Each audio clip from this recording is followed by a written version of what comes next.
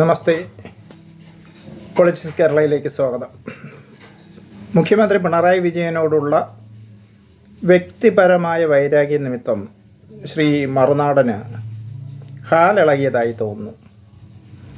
അസത്യപ്രചരണമാണ് journalism എന്ന് അദ്ദേഹം തെറ്റിദ്ധരിച്ചുകൊണ്ടാണ് ഇപ്പോൾ വീഡിയോസ് ഇടുന്നത്, വാർത്തകൾ അപ്ലോഡ് ചെയ്യുന്നത്. അദ്ദേഹത്തിൻ്റെ ഏറ്റവും പുതിയ വീഡിയോകളിൽ ചിലത് പരിശോധിച്ചാൽ നമുക്കത് മനസ്സിലാകും.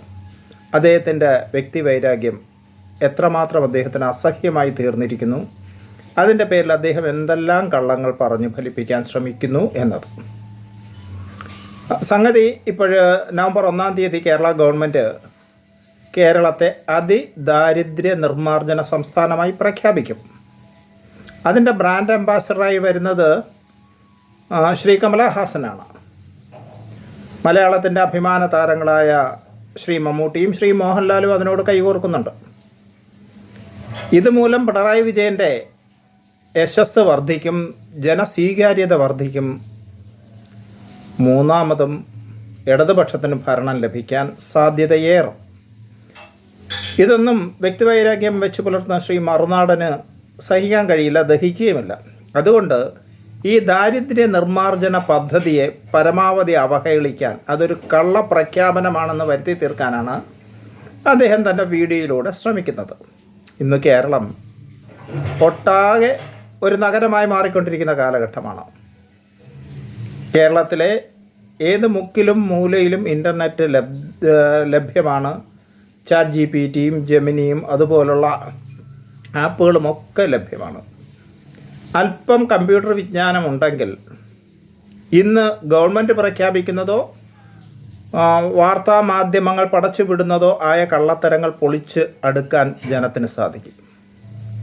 എന്നിരിക്കെയാണ് നട്ടാൽ കുരുക്കാത്ത കള്ളങ്ങൾ കൊണ്ട് ഇടതുപക്ഷ സർക്കാരിനെ മൊത്തത്തിൽ കരിപൂശാനായിട്ട് മറുനാടൻ ശ്രമിക്കുന്നത്.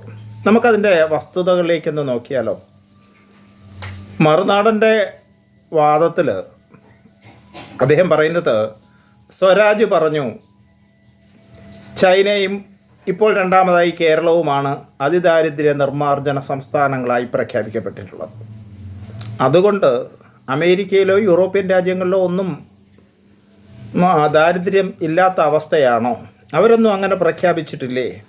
അപ്പോഴിവർ മാത്രം, കേരളവും ചൈനയും മാത്രം പ്രഖ്യാപിച്ചു എന്ന് പറയുമ്പോൾ തന്നെ അത് കള്ളമല്ലേ എന്നാണ് അദ്ദേഹം ചോദിക്കുന്നത്.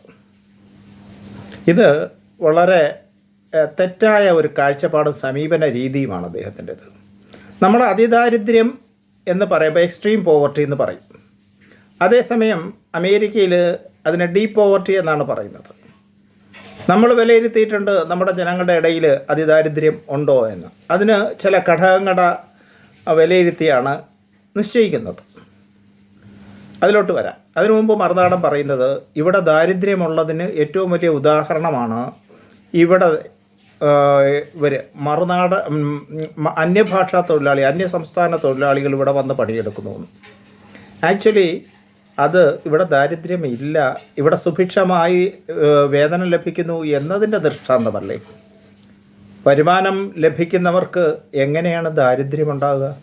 ഇന്നൊരു കൊട്ടൻ്റെ കയ്യാളായി പോയാലും ഏകദേശം 800 മുതൽ 1200 രൂപ വരെ കിട്ടും.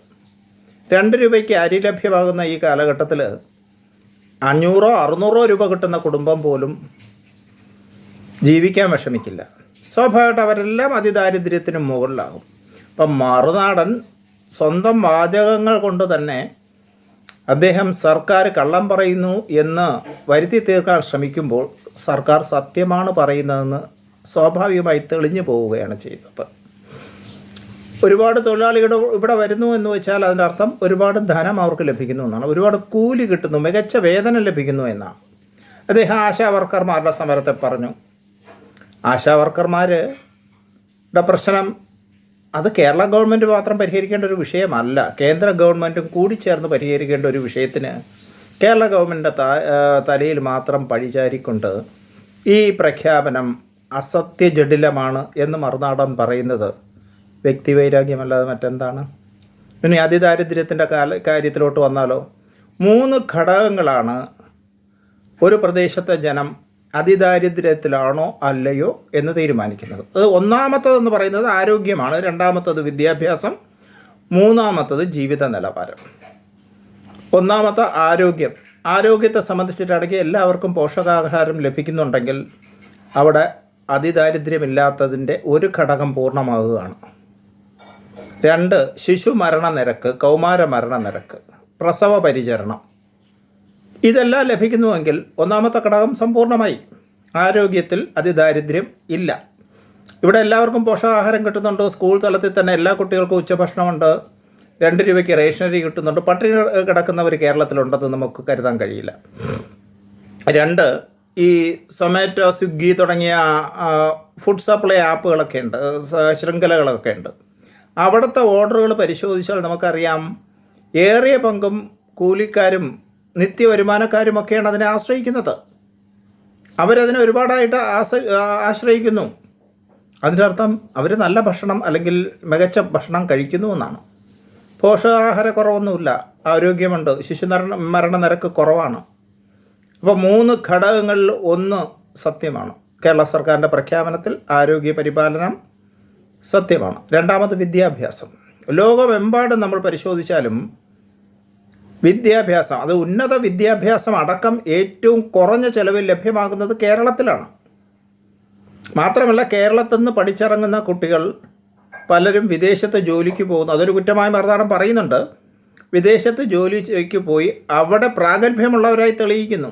അവരുടെ പ്രാഗൽഭ്യം തെളിയിക്കപ്പെടുന്നതിൻ്റെ അടിസ്ഥാനം അവർ കേരളത്തിലെ വിദ്യാഭ്യാസ കേന്ദ്രങ്ങളിൽ, സ്കൂളുകളിൽ നിന്നും കോളേജുകളിൽ നിന്നും പഠിച്ചു അതുമൂലം നേടിയ വിദ്യയുടെ ബലം കൊണ്ട് തന്നെയാണ്. ഇവിടെ അതിദാരിദ്ര്യമായിട്ട് കണക്കാക്കുമ്പോൾ സ്കൂൾ നിലവാരത്തിലുള്ള വിദ്യാഭ്യാസം ലഭിക്കുന്നുണ്ടോ എന്നുള്ളത്. തീർച്ചയായിട്ടും നമ്മുടെ എല്ലാ കുട്ടികളും സ്കൂളിൽ പോകാറുണ്ട്. 100% എന്ന് പറയാവുന്ന വിധത്തിൽ തന്നെ എല്ലാ കുട്ടികളും സ്കൂളിൽ പോകുന്നു, സ്കൂൾ വിദ്യാഭ്യാസം നേടുന്നു. അപ്പോൾ ഈ ഒരു വസ്തുത, ഈ രണ്ടാമത്തെ ഘടകം കൂടി എടുക്കുമ്പോഴും അതിദാരിദ്ര്യമില്ല എന്ന് സർക്കാർ പ്രഖ്യാപിച്ചാൽ അത് സത്യം തന്നെയാകും. മൂന്നാമത്തത് ജീവിത നിലവാരമാണ്. അതിദാരിദ്ര്യത്തിൽ കഴിയുന്നവരുടെ ജീവിത നിലവാരം എന്താണ്? അതിദാരിദ്ര്യം ഇല്ലാത്തവരുടെ ജീവിത നിലവാരം എന്താണ്? നമ്മളിവിടെ അതിദാരിദ്ര്യം ഇല്ലാത്തവരുടെ ജീവിത നിലവാരം എന്ന് പറഞ്ഞാൽ അവർക്ക് കുടിവെള്ളം കിട്ടണം, ശുദ്ധജലം ലഭിക്കണം, പാചക ഇന്ധനം ലഭിക്കണം, അങ്ങനെയുള്ള കുറച്ച് കാര്യങ്ങളാണ്. അതിലെല്ലാം വസ്തുതാപരമായി നോക്കുമ്പോൾ ഇവിടുത്തെ ജനങ്ങൾ അതിദാരിദ്ര്യത്തിൽ അല്ല. മിക്കവാറും എല്ലാവർക്കും കുടിവെള്ളം കിട്ടുന്നുണ്ട്, എല്ലാവർക്കും വെളിച്ചമുണ്ട്, ലൈറ്റ്, കറണ്ട് കിട്ടുന്നുണ്ട്, എല്ലാവർക്കും പാചകവാതക കണക്ഷനുണ്ട്. അപ്പോൾ കേരളത്തിൽ പാചകവാതക കണക്ഷൻ ഇല്ലാത്ത വളരെ ചെറിയൊരു ശതമാനം ചിലപ്പോൾ ഉണ്ടായെന്ന് വരും. എന്നാലും മൊത്തത്തിൽ കണക്കാക്കുമ്പോൾ 100% ജീവിത നിലവാരം, കേരള ജനതയുടെ ജീവിത നിലവാരം അതിദാരിദ്ര്യത്തിൽ നിന്നും മുക്തമാണ് എന്ന വസ്തുത വ്യക്തമാക്കും. ഈ 3 ഘടകങ്ങളും ഒത്തുചേർന്നിട്ടുണ്ടെങ്കിൽ തീർച്ചയായിട്ടും ആ സംസ്ഥാനത്തെ അതിദാരിദ്ര്യ മുക്തമായ സംസ്ഥാനമായി പ്രഖ്യാപിക്കാം. അതാണ് പിണറായി സർക്കാർ ഇപ്പോൾ നവംബർ 1 ചെയ്യാൻ പോകുന്നത്.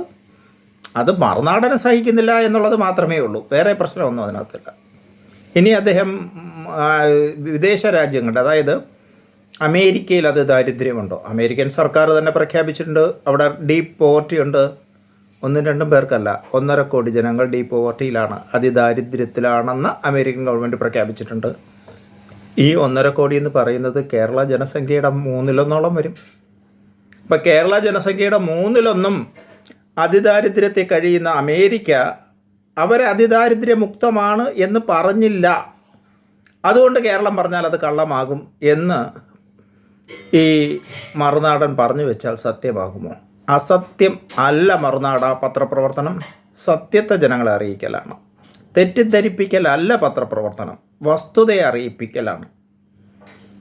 അതിദാരിദ്ര്യത്തിൽ നിന്നും കേരളത്തെ മുക്തമാക്കാനായി കഠിനമായി പ്രയത്നിച്ച് മുന്നേറുന്ന ഇടതുപക്ഷ സർക്കാരിനും അവരുടെ അതിദാരിദ്ര്യ നിർമ്മാർജ്ജന പ്രഖ്യാപനത്തിനും എല്ലാവിധ ആശംസകളും പൊളിറ്റിക്സ് കേരള നേരുന്നു. ഒപ്പം ശ്രീ മറുനാടൻ കുറേ കൂടി സത്യസന്ധമായ പത്രപ്രവർത്തനം നടത്തണമെന്നും കരിവാരി തേയ്ക്കാനായി ഒരു തരത്തിലുള്ള മാധ്യമങ്ങളെയും ഉപയോഗിക്കരുതെന്നും ശത്രുത തീർക്കാനുള്ളതല്ല മാധ്യമ പ്രവർത്തനമെന്നും തിരിച്ചറിയണമെന്നും അഭ്യർത്ഥിക്കുന്നു. നന്ദി, നമസ്തേ.